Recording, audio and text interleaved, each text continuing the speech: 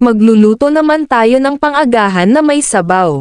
Agahan, ang pinaka-importanteng oras ng kain sa isang araw, dahil sa isang magandang dahilan, pinapalitan nito ang supply ng glucose para damihan ng level ng enerhiya sa hinaharap nating trabahong maghapon at para hindi manghihina, lalo sa mga mabibigat ang trabaho sa mga field ng construction at farming, at nagbibigay ng pagka-alerto at nutrients na kailangan ng ating katawan.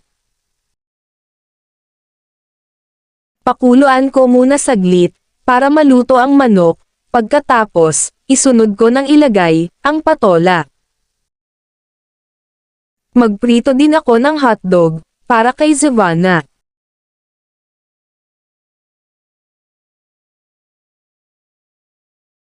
Naluto na ang patola, pwede ko nang ilagay